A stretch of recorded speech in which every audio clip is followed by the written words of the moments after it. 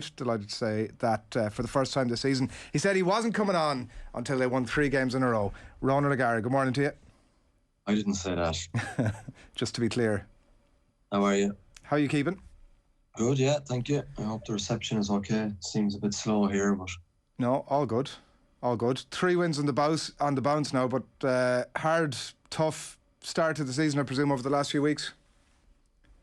Yeah, we're playing Perpignan tomorrow, so it's game 9. So it's season is well underway, and yeah, it's a brilliant championship.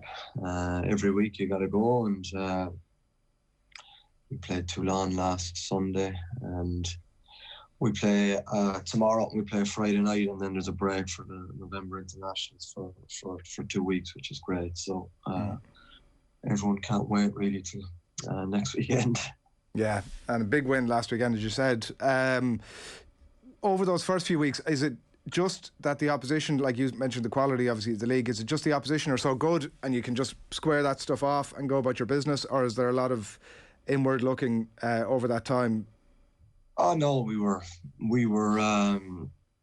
definitely suffering from a hangover from last season. There's no doubt about that, because which is normal, really. I think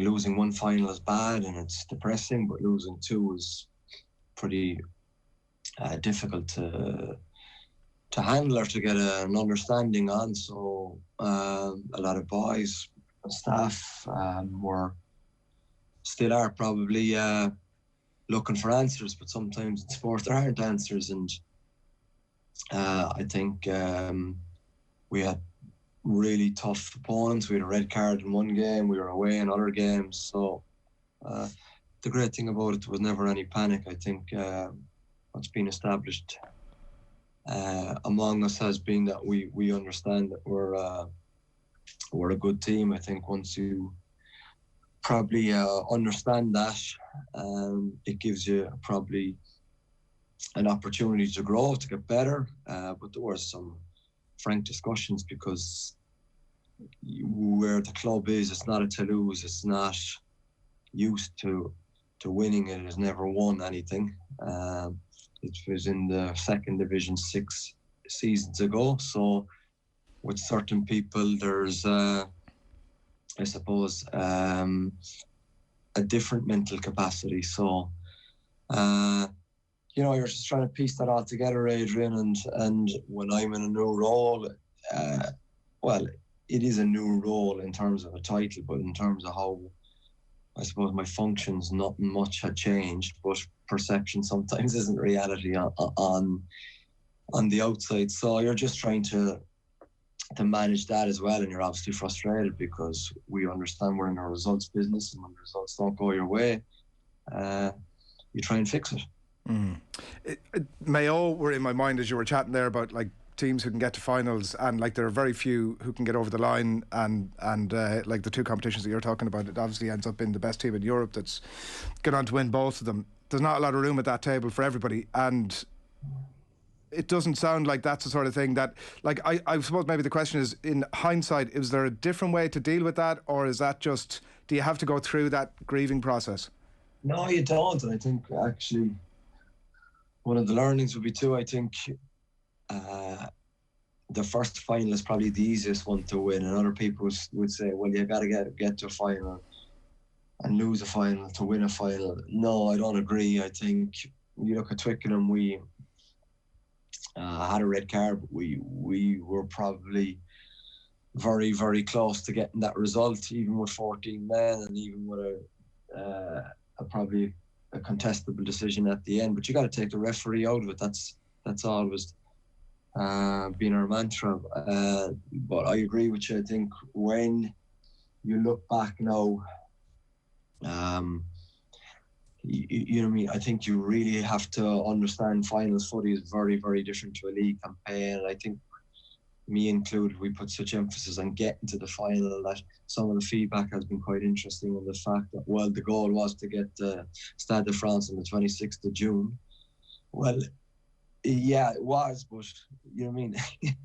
We understand that getting to the final, usually, if you're a competitor, you get to final, you want to do the business, but some people in the squad were of the understanding that, okay, we got to the Stade de France on the 26th of June, so that the goal was achieved. We didn't have to win, boss. I was there kind of, oof. I don't really see it like that, but it's an amazing learning for me in the fact that, in the fact that if you probably don't set out your vision very, very clearly, or never assume that everyone was understood that we were going to a final to win it, then people might think that there's a little bit of leeway here. Well, no, we're here, we're in a final, that's good enough. When somebody says that in a team meeting, it's brilliant honest feedback too, Adrian. It's a kind of a courageous guy to say that, and you got to respect that, because you got to understand that some of these guys are 25 years younger than you, so that's okay too. That's the squad you're coaching. This is what's happening, so you can't give out or moan. This is the culture or the environment that I created, so I take that on the chin. And how do you go about remedying that, Ronan? Are you almost looking for them to feel more pain as the off-season goes on? No, I think there is naturally a grieving process. I think everyone deals with it very differently. I don't think there's anything in the manuscript about that. What's been, I suppose, evident this year is that I'd be a fan of the mental game, so you have to bring that in at a level where, I suppose, the fascinating thing for me and in France is the fact that it's not known as in the same language. You're thinking in English, translating into French, and trying to deliver your point or your message in French, and one word can really mess up your message. So that's very challenging, but you're also trying to get your staff and a sports psychologist on board. But with that too, you have to have your pre-meeting and your meeting to make sure that it's your message and not his or her message in terms of what they want out of the session, because it's a very, I suppose, delicate subject in the fact that to grow as sports people, it's very easy, I suppose, to monitor the physical side, but the mental side, for me, it's little and often, but you got to keep chipping away, and then hopefully when that period of pressure arrives, and sometimes pressure, as we know, in sport may only arrive once or twice a season, but it hit us in Stade de France right between the eyes against Toulouse in the second final, and I knew in the stand within 10 minutes that we're off here. It's going to be a long night, and it was only, I think, 10 points of a difference, but it was, for me, it felt like 100 points. All right. To spool it forward to the start of this season, the expectations that you created last season, you mentioned earlier on the change in your own role and the new staff that you brought in, did that mean then that over those first few weeks that that pressure, suddenly you were like, shit, this is really on me now? Is that? No, I don't think so. It's always, I suppose, I played number 10 for Munster in Ireland, and I love the Dan Carter expression, the pressure is a privilege. That doesn't really come into my head, Adrian, or making changes in the staff pressure. It doesn't really, there'll always be pressure, but it's how you look at that. It's incredibly enjoyable. It's what I love doing. I'm passionate about rugby. I love it. So, like, in terms of a new role or new responsibilities and new pressure, no, that doesn't kind of come into my head. I'm aware of what I'm doing, but it doesn't really change. I think the biggest challenge I face is probably the pressure I put myself under. So I'm very happy with that, and I enjoy that. But I'm human after all, in the fact that what I insist on is good preparation. If we have good preparation, and I honestly, after we had 1 win out of 5, I think at the start of the season, but the mood was very good. I think my relationship with the players, or my behaviour every week, didn't really change because I was happy with what I saw, and people would go, wow, he's got low standards. We're winning 1 game out of 5. But I think there were a few reasons why we were 1 out of 5, and I was kind of happy with what I was seeing. And once you're happy with what you're seeing, you can accept it. But the Montpellier game, I think we crossed the line where there was a lack of desire for the jersey. Once there was a lack of desire, it was big time on the head coach, and I had to address it, and I don't need to have a week like that again. But the response has been great. How do you go about addressing that? I think you have to be good at video analysis. You have to be really accurate with the clips you present, and I think you got to ask a lot of hard questions of yourself first, of your staff secondly, and of your playing group thirdly. And once I think you probably show vulnerability, people are on board. And I think that we had a difficult week, but since then it's been good. With the new gig you mentioned earlier on, what's the lived experience of now? You have a few months under the belt. Is it exactly what you expected, or how have you found it? No, it hasn't been. It's been incredibly time consuming, and it's the first time I've probably experienced that. In fact, that I've always felt capable of walking out. I struggled with walking out and leaving. I wouldn't say work, but leaving my rugby position for the last 3 or 4 months. But it's not sustainable what I'm doing, so I've got to be better at that. Donnacha Ryan is in, and I'm kind of introducing him to coaching, and I'm trying to get him to get him involved in something that I hope he'll love. But at the minute, I'm not creating the right conditions for him. So in that regard, I'd love to hear what his vision of what's happening at the minute is. Because why do you say we'll have to get him on and talk to him about that? But what's your instinct? My instinct is that the hours are too long.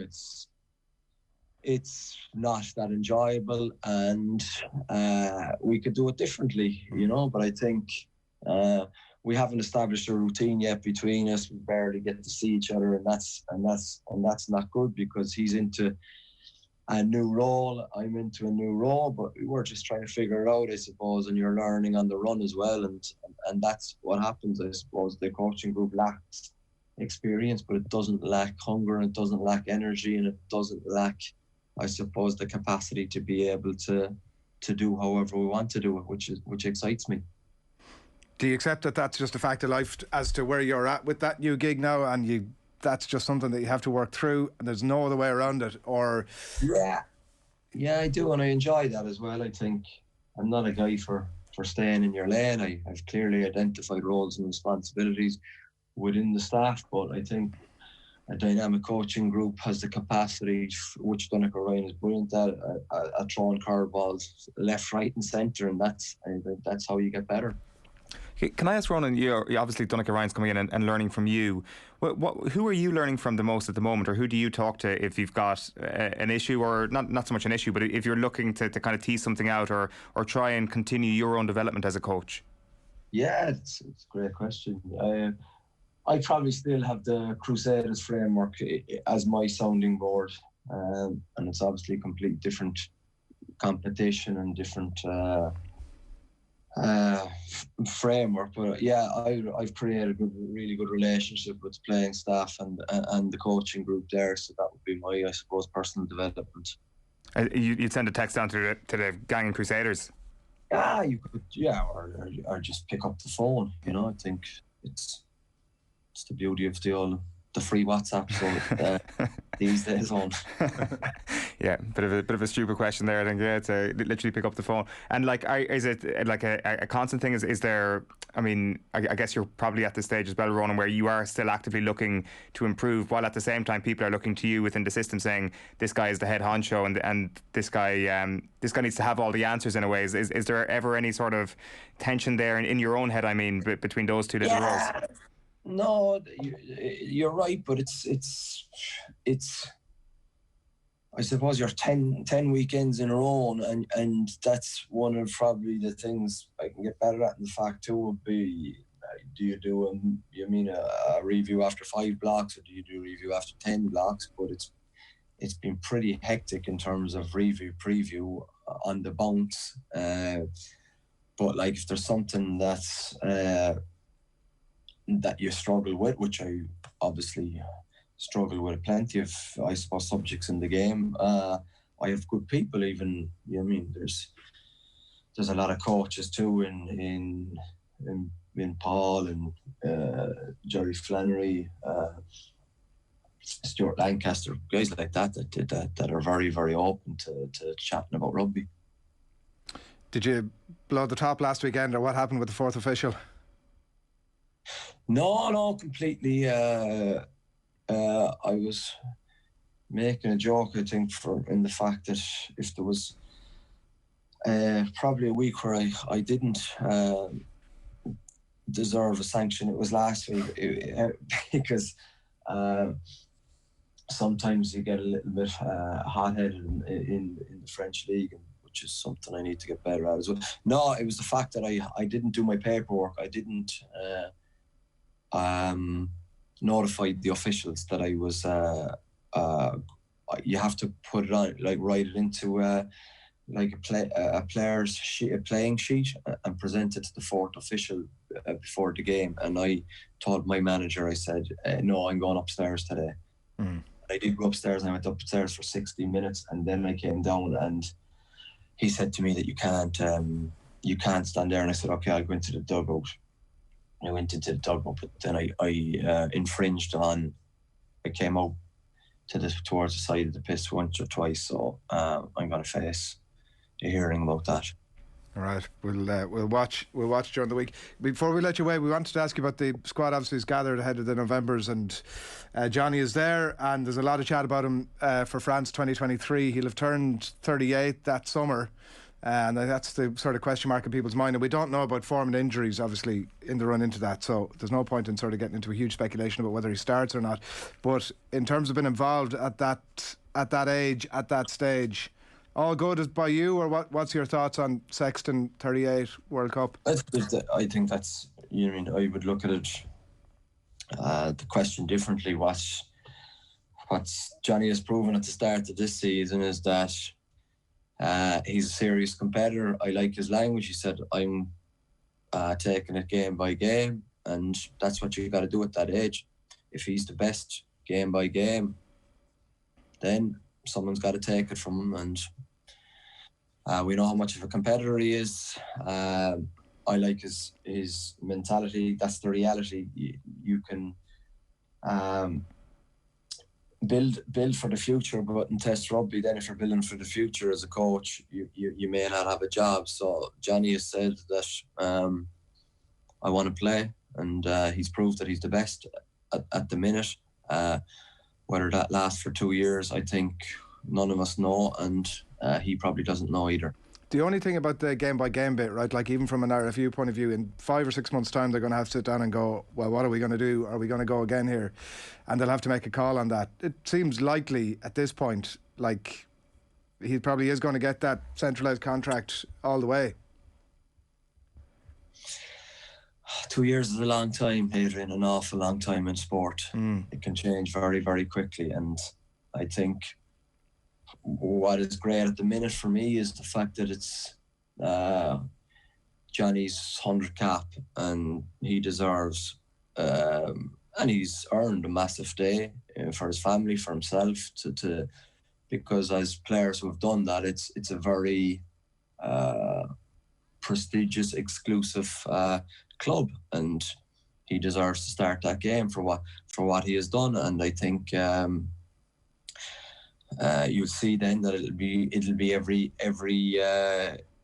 game after that will be judged on those values, because it is very, very difficult to play Test rugby consistently well at that age. There's no doubt about it. Yeah. And who knows? 36. You 36. You retired. I thought it was 35, but Jess said it was 36, but I'm questioning it. So you've been chatting at home saying, what age was I again? Jesus, I was done at 36. Yeah, I remember playing. Yeah, I was done. Definitely, it was difficult. I played Claremont Fafana at 12, and his feet were incredibly good, and I was an old man, and I was soft and sore. It was hard. But you can do the games. It's just the training. You need a really understanding coach, you know. Yeah. You were 36 years and 2 months old for that Claremont game, just in case it ever comes up again, Ronan. Was he? I always go to Owen for the facts. Well, I always go to me via Wikipedia. So we'll double check that. Yeah. Right. Listen, the first of many. Good man. See ya. Best luck tomorrow. Thanks a million. Cheers, Ronan O'Gara on the line there. Live from La Rochelle.